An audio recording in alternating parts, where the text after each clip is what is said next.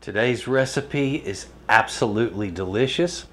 I'm sure you're going to love this. Today I'm going to be making pinto beans. Now in Texas, if you've ever visited Texas, or if you live in Texas, you already know, a lot of our restaurants serve pinto beans. If you look in the supermarkets, the majority of the beans that you'll see there are pinto beans. Now we like other kinds of beans, black beans, red beans, navy beans, all kinds of different stuff. But in Texas, the pinto kind of rules. It's a common dish. Now, you'll hear people that have visited Texas, that have tried our restaurants and have had these beans. You'll hear them remark, oh, the beans are just so good in Texas. And it's common for tourists that visit Texas to enjoy a variety of different restaurants here, but they seem to target certain ones first. Tex-Mex, Mexican, and of course our barbecue joints. And all three of those types of restaurants serve this very recipe. Folks, this is a good way of doing it. Now, it's been known by many different names. Some people call this dish ranch beans. Some people call it charro beans. Some call it cowboy beans or ranchero beans. It's all the same recipe. So we're going to get in the kitchen in a moment. I want to show you how to make this fantastic dish. I've had beans soaking overnight. I put them in there, it was close to midnight last night, and so they've been in there for more than 12 hours now. So I'm ready to get this thing cooked up. Folks, pintos are delicious when they're done right. Let me show you how it's done. But before we head in the kitchen, let me please remind you, my merchandise has now started to go on sale at S.A.Trotter.com.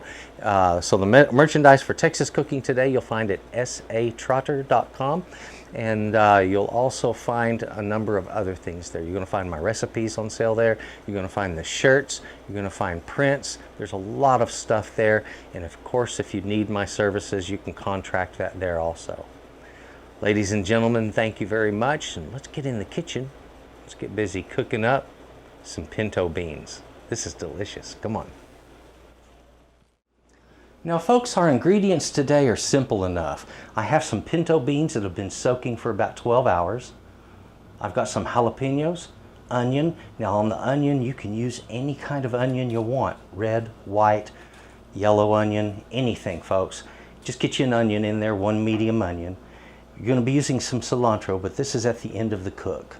And the same way with the salt. I've got ham hock over here. You can use a ham hock or bacon or slices of ham if you would like. Now the peanut oil, we have that for cooking up these items if needed, or you can use what I have over here, some lard.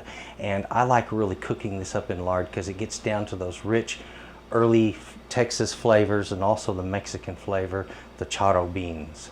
Now I'm going to be using paprika and cumin and garlic. It's all going to work in to make a fantastic dish. Let's get busy cooking this up, and it starts with prepping the jalapenos, the onion, and getting those started to cook. It's time to go ahead and get these items prepared. You notice I'm putting on gloves. I'm doing this on purpose. Let me explain something. We're handling some chilies that have an oil in them that's called capsaicin, and the stuff is really hot. Now we're going to remove 90% of the heat of these, so we won't really have the heat in our beans. We're just going to have the flavor of jalapeno because I'm only working with the green part. Folks, when you're handling this though, that capsaicin gets on the skin and it kind of gets bonded to it, where to the point where you can scrub with detergent like dish detergent, and then surprisingly enough 3 or 4 hours later you scratch under your eye, your face is burning, and you realize that stuff is harder to wash off than you first suspected. Don't run the risk, just wear gloves. It's an easier cleanup. All right, we're going to dice this out. I want to show you some really neat trick when it comes to dicing your onion, and I want to show you how to remove the heat from your jalapenos. Okay, so let's get that done. After I decrown them, I just go ahead and split them open, all right? Nothing too complex. Now we're ready to remove the heat. Taking out the heat on a jalapeno is as simple as scooping out the guts, all right? So get you you can use a nice paring knife for this, or you can use a spoon and just scrape this out, okay? Right there. Any extra seeds, tap them and they're gone. This is the part that's not so hot. And if you've ever had pickled jalapeno, then you'll notice it's hot all the way through, and that's because the pickling process washes that capsaicin from the core into the green meat, making all of it quite hot.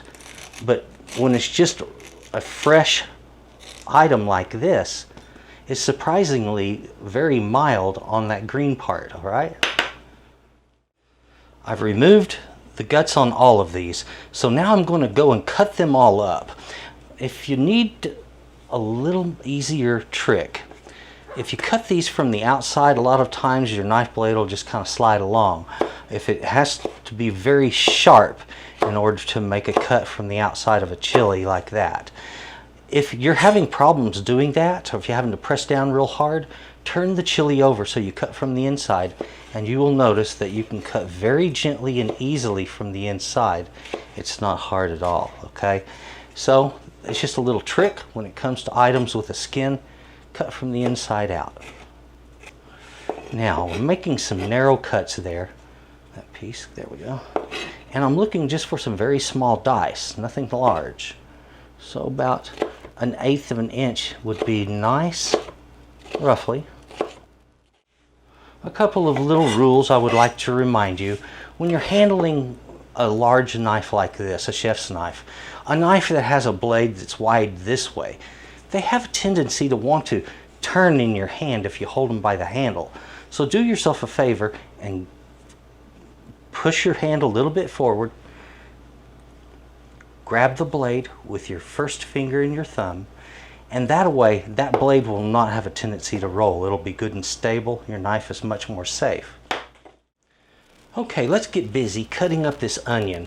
And I would like to mention one thing. If you've never seen this technique, don't knock it till you try it. First thing I need to do is to take the onion that I have. I've removed the stalk end. I've kept the root end. A couple of reasons. Number one, it doesn't release juices as much from this end as it will from this end. That comes out really fast. But also when you're cutting, the root will help hold things together until you're finished. So let me show you this neat technique. When you're cutting something like this, curl those fingers under so you don't hit your fingertips and cut them. Choke up on that knife, like I told you, and then go ahead and make a nice downward slice. I have a couple of pieces here. One's a little bigger than the other. All right, not a big deal. Here's the thing. I'm going to go to slicing this up. Let me use this one as an example. I'm going to go to cutting this up. Now, if I make slices this way and this way, I'm going to get some dice, yeah, but they're going to be all uneven because the pieces from the side are going to be like really long, and the pieces from the middle up here are going to be the right size, nice and square, and it's going to be kind of wonky. So what I have to do is to make cross cuts on the side here. Well, that's really simple. You noticed I've made the onion nice and flat so it doesn't roll around on me. It's good and stable. I need to make some cross cuts this way before making these cuts and then making these cuts. All right, now the way this works, simple enough. Never cut this way, okay? That's the suicide cut. Your knife can cut loose quickly. The next thing you know, it's in your gut and you're on your way to the hospital. Never do that. Always keep that knife turned this way so that you're cutting away from you. Now when you're making this kind of a cut where you're cutting crosswise like this, keep these fingers together and out of the way, so right on top, okay? Now I'm going to come up about the width of the dice I want my knife to be making. I want my blade to be good and level there. Fingers on top, cut into it. Suddenly it gets really tight. What do? Well, it's simple. Just twist the knife a little bit. It'll break it free. There you go. And you can cut in a little further. A little twist. I'm going to do it again. Here. There. Now what that's going to do is it's going to make these pieces on the side that would have been long, it's going to make them nice and square because we cut them across. So on the inside of this cut here, about the width of my dice, I want to make a downward plunge, just like that. Same thing again right here, closer to the root. Again, here. And then I've got that side cut over here again, so I'm going to have to pull back in a moment, right to there. Now some pieces will usually want to come loose right here. It's not unusual. We can now make our dice and they'll all come out even.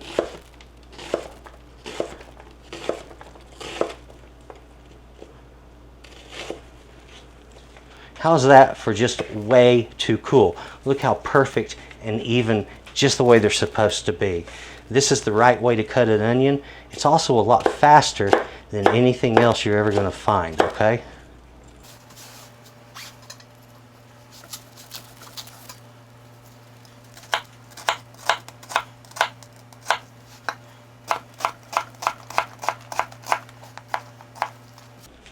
Now folks, if you've ever had a hard time removing a clove from the paper, a clove of garlic, let me show you a neat trick. This is something I discovered as a kid and I just kept doing it all through my life. If you will grasp both ends of a clove and just kind of twist gently back and forth. Now not hard enough to break the meat inside, just hard enough to hear crackling in the paper. Then that paper will come right off. At that time I split the meat a little bit, but not a big deal. So that's the thing of it. All that does is just kind of loosen that paper and it slips right off. Now you can roll it inside of a paper tube, you can crush it to pull the paper off, shake it in between two bowls. There are dozens of ways of doing this. This is just one that seems to work for me and I just keep doing it this way. Okay, I'm putting heat underneath this pan. I'm going to get this lard down in there. Yeah, you heard me, I said lard. I know it sounds a little bit weird, but believe it or not, lard is not that bad, all right? It's 0 trans fats, all right? It's rather healthy. All right, so that has come up in temperature. I'll go ahead and start these.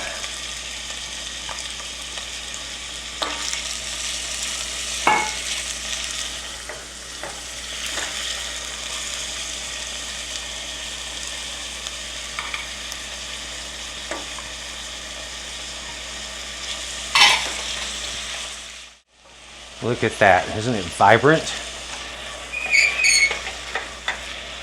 Absolutely gorgeous.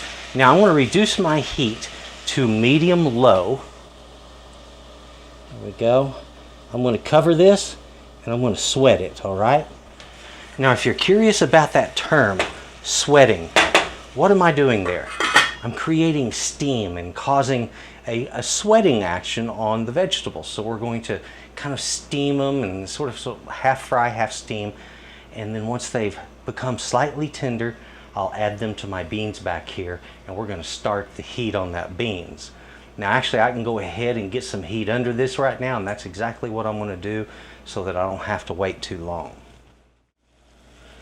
And make sure every 4 or 5 minutes that you stir this, okay? It's important because you don't want what's on bottom to be burning or anything like that. I'm not looking for caramelization here. I'm just looking for a little of a pre-cook and to kind of work the flavors on these two vegetables a little bit. The beans are starting to heat. And you're going to need some extra water because we're going to be adding, I would say about 2 inches of water on top of these beans after everything else is in it. All right, I have sweat this to a beautiful point that looks really nice. It's time to get it down in there. I want to turn off that rear burner, pull this forward, and get these right down into the beans. Isn't that nice? So we have absolutely fantastic flavor going on there that came out of this pan. Oh, I'm looking forward to this. Now I'm getting on with the cook. And one thing I want to say before we move into the spices. When it comes to spicing your beans, when it comes to salt, we don't add salt at this time. Salt has a tendency to make beans tough. We don't want our beans to be tough. We want them to be tender, buttery, tender, and soft, and just right. And if we put the salt in now, that's the wrong timing. Also, if the bacon or the ham you're using, if it's really, really salty, you might want to hold back on when you put it in there, okay? Put it in later in the cook. I can put that ham in here because it wasn't very salty, and I'm looking forward to that. Right now, though, I need to get my paprika and cumin in there, and I'm also going to get the garlic down in it. So I want to start making sure I don't have any lumps there. Get that down in there. And same thing here.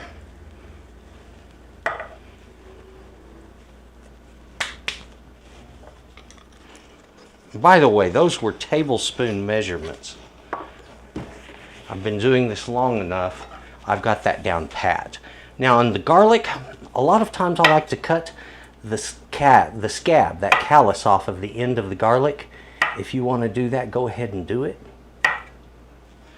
On this garlic, I want to crush it. A little bit of paper left over.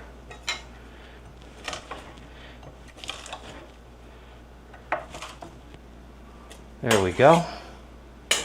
Got our garlic right in there. This just needs to be stirred, and we can let it simmer. I'm also going to add extra water to this. As you can see, we are right where the beans are. There's going to be some water that evaporates. There's also going to be some more water absorbed by the beans as it cooks. So we need enough in there. At this point, it's just a matter of getting a little extra water in there. This is starting to look right here. That was about an extra 3 cups of water I added. And yes, be careful, we don't want it to splash. 1 ham hock. Now, neat thing about this is just a good use, and that's the bone. This is just a good use of materials. So I had this ham hock left over from Christmas, and I'm like, okay, let's put that thing to use. It's been sitting in the actually in the freezer, so I need to get it out and put it to use. And this is the best use I can think of, a nice pot of pintos. So as I bring this up and it starts to simmer, we're going to cover it also. I'm going to give it about an hour, and then we're going to check for the doneness and consider salting it. The quantities of everything that I used today, that was 1 pound of pinto beans soaked overnight. I used just a little under ½ cup of lard. You can use 4 to 5 cloves of garlic, 1 tablespoon of cumin, 1 tablespoon of paprika, 2 to 3 teaspoons of salt, 1 ham hock or a few slices of bacon, 1 medium onion, 4 jalapenos, and about a ½ cup of chopped cilantro. Folks, that's all there is to it. Now let's take a look at this gorgeous bean dish. I'm ready for my pintos. Well, those were our ingredients. Now let's get it bowled up. And remember, presentation really, really matters. We want those beans to look good. We want them to be attractive. Remember, folks, we do eat with our eyes first. So getting it right the first time is important when it comes to plating something up. Now, I like a little extra juice with mine, but you know what? When it comes to what looks good on film and in the picture, different thing. Now, let's get a little greenery on there. All right, a little bit of cilantro over the top. That's what makes for some good beans in my view. I love cilantro in pinto beans. And it always needs to be fresh, folks. Don't boil it in. It needs to be put on at the end. There we go. Pinto beans. Pinto beans. They are just downright delicious. And here I have a beautiful bowl. I'm looking forward to it.